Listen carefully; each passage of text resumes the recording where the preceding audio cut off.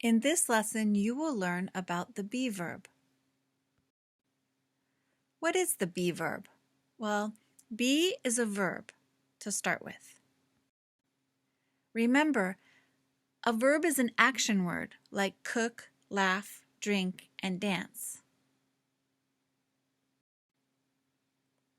Be is a verb, but it is not an action word. I am sure you hear the be verb all of the time. In fact, these sentences are full of the be verb. Let's look. Is a form of the be verb.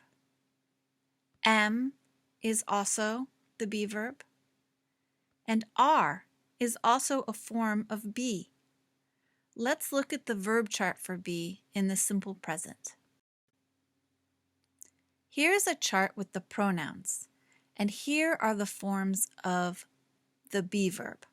I am, you are, he is, she is, it is, we are, you are, and they are.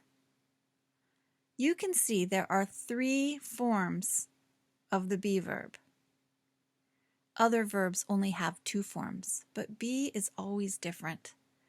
You can see that be is strange because none of these forms look like be. There's no letter B in any of them. Also notice that the plural forms are all the same word. When do we use the be verb? Let's look at this sentence. Mark drinks water. Mark is the subject of the sentence. The subject does the action. Drinks is the action. Drinks is the verb in this sentence. Mark is the subject because he drinks. Okay, now let's look at this sentence. The water is cold. What is the subject? Water, right? So water is the subject, and what does water do? What action does water do? Nothing. Water doesn't do anything in this sentence. Water just is. This is when we use the be verb in English. We need a verb, but there is no action, so we use the be verb to connect the subject to the rest of the sentence. The water is cold. Is the verb, and we use the be verb to connect to the adjective cold. We need a verb. Let's look at some examples. Kate is a scientist. Kate is in a laboratory. Kate is smart. In the first sentence, Kate is the subject. Is the be verb that connects the subject to a noun, scientist, that tells more about Kate. In the second sentence, Kate is the subject. Is the form of the be verb that connects Kate to the rest of the sentence. Here it's a noun, a place. In the third sentence, again, Kate is the subject.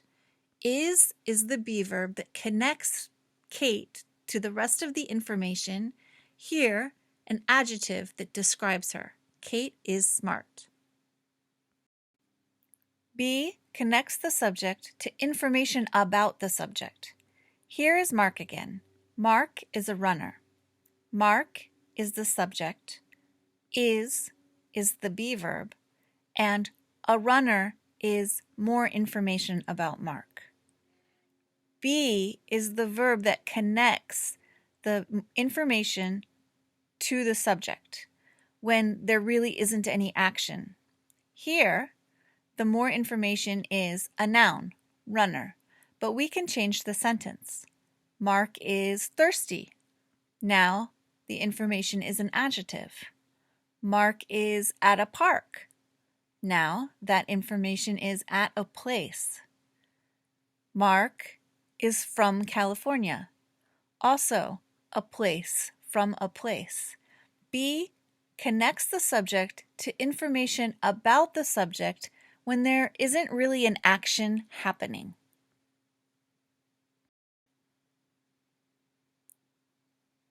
If you say to me, "My friend Diana, an engineer," I understand more or less what you're saying, but the grammar is incorrect. We need the be verb to connect the subject to the noun engineer. My friend Diana is an engineer. We need the be verb for the sentence to be correct.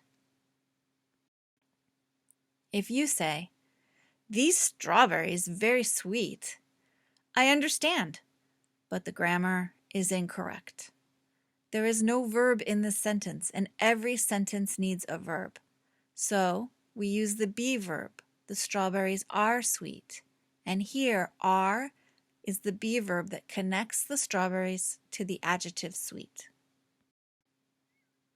In some languages, you can say, "Frank in the kitchen," and everybody understands.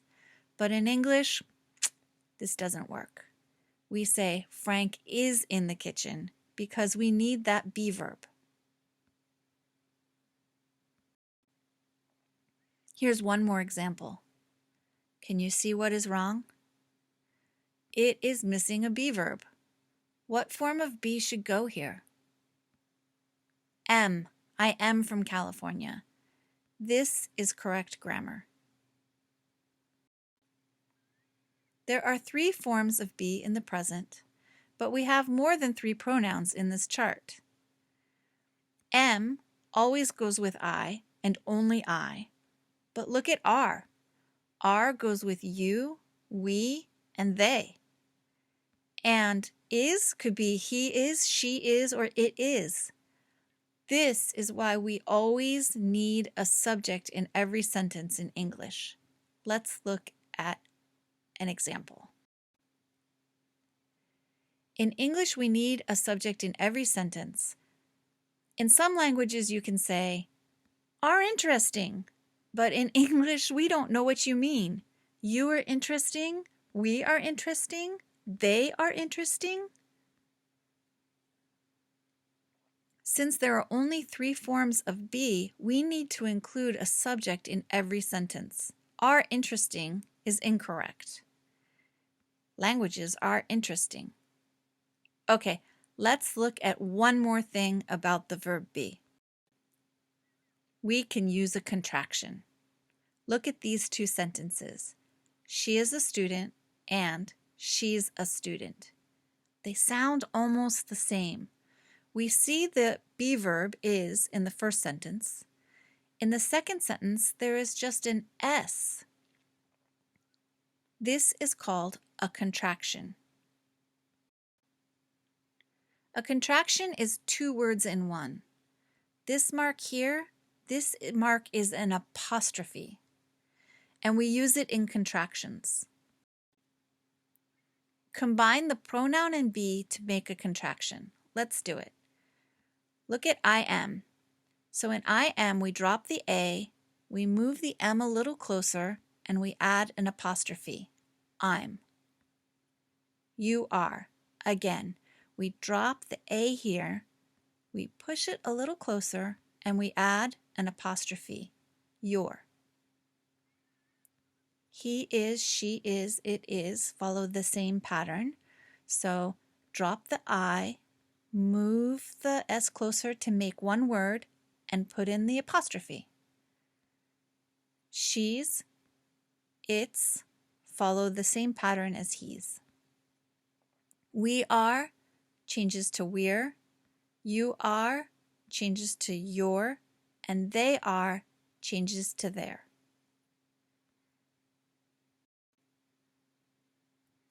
Fill in the blanks. Let's practice. Maybe you want to pause the recording and try to fill in the blanks yourself.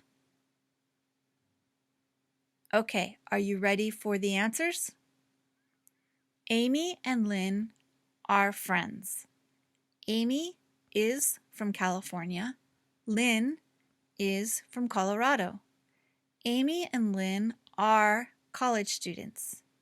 In this photo, they are happy because they are on a camping trip together. In this lesson, you learned a lot about the be verb. You learned be is a verb. We use be to connect the subject to more information like a noun, adjective, or place. There are 3 forms of be in the simple present: am, is, are. And we make contractions with be: I'm, he's, and there.